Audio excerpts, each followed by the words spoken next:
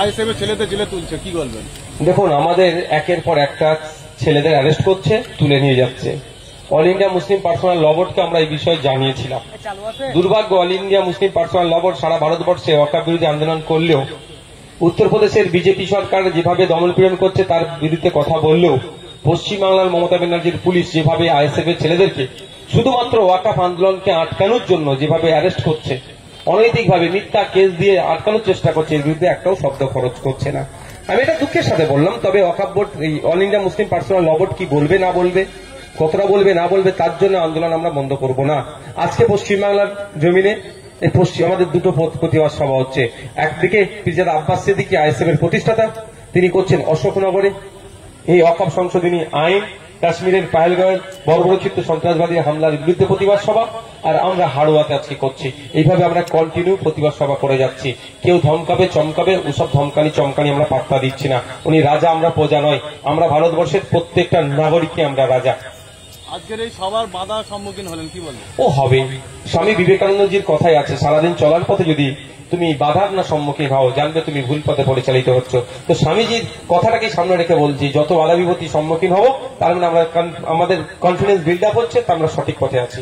ভাইজান, কাসেম সিদ্দিকী তৃণমূলে গিয়েছে, তওয়াজ সিদ্দিকী বলেছেন যে আগে মাইকটা বন্ধ আছে তো, 2026 সালে সংখ্যালঘুরা ভয়ঙ্কর খেলা খেলবে এবং আপনার দল আরো বেশি সিট পাবে, এবং আপনি বললেন যে তওয়াজ সিদ্দিকী শুভবুদ্ধি উদয় হয়েছে, কি বলবেন? দেখুন, আমি একটা কথা বলি, উনি আমার চাচা যান, যদি কথা বলে থাকি আমি সেটাও প্রত্যাহার করছি, কারণ আমার চাচা যান সম্পর্কে আমার কোনো বক্তব্য নেই।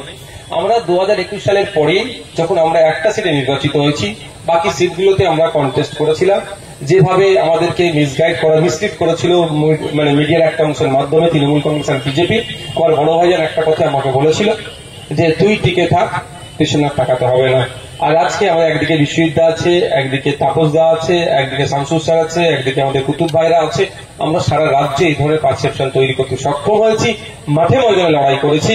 দলিত, আদিবাসী, মুসলমানের কথা বিধানসভার মধ্যে, বিধানসভার বাইরে, চা বাগান থেকে শুরু করে জমি ভাঙন এবং ক্ষুদ্র শিল্প থেকে শুরু করে দর্জি শ্রমিক, জরি শ্রমিক, সবার কথাই আমরা বিধানসভার মধ্যে, বিধানসভার বাইরে চর্চা করছি। ফলে সেই শ্রেণীর মানুষ নিশ্চিতভাবে বুঝতে পারছে যে তাদের হয়ে অ্যাকচুয়াল সত্যিকারের লড়াইটা কে করছে। 2026 সালে এই বিজেপি তৃণমূলের বাইনারি আর চলবে না। শুধু সংখ্যালঘু নয়, পশ্চিমবাংলার সংখ্যাগুরু সমাজের মানুষও আইএসএফ এর সাথ দিয়েছে। 2026 সালে ব্যাপক রেজাল্ট আইএসএফ করবে। ভাইজান, হাড়োয়ার এমএলএ রবিউল ইসলাম এবং মন্ত্রী সুজিত বসুর বিরুদ্ধে হাড়োয়া জুড়ে দুর্নীতির পোস্টার পড়েছিল, কি বলবেন? দেখুন, ব্যাপারটা হচ্ছে যে প্রশ্ন করুন, যে পোস্টারটা মেরেছে তা সে কোন জায়গায় আছে? ওদের দলের তো লোক, খোঁজ নিন সে কতটা সাধু। তৃণমূলের টপ টু বটম পর্যন্ত বুকে হাত দিয়ে বলতে পারবে যে উনি দুর্নীতি করেনি। এদের দুজনের কথা ছেড়ে দিলাম, ওদের টপ টু বটম পর্যন্ত মানে চোর মাচায় সোর। বলে সর্ষে দিয়ে ভূত ভাগাতে হবে, প্রচলিত কথা। সর্ষের মধ্যে যদি ভূত জুগাটাকে ভাগাবে কি করে?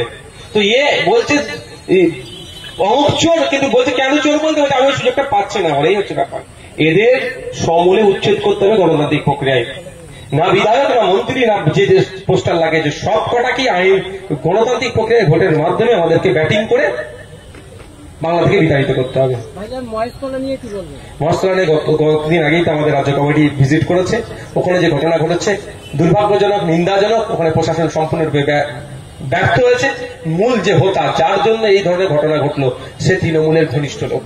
আমরা দেখছিলাম জগন্নাথ ধাম উদ্বোধনের সময় সেখানে ছিল তৃণমূলের একাধিক নেতার সাথে যুক্ত, সেই এই ধরনের ঘটনা ঘটিয়েছে।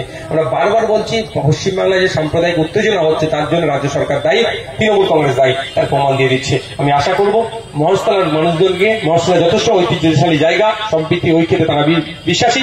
কোন রাজনৈতিক নেতাদের ফাঁদে পড়ে সম্প্রীতিকে আপনারা বিনষ্ট করবেন না। যত দ্রুত সম্ভব আপনারা ঐক্যবদ্ধ হবে, আপনাদের কর্মক্ষেত্রকে আপনারা এগিয়ে নিয়ে যান।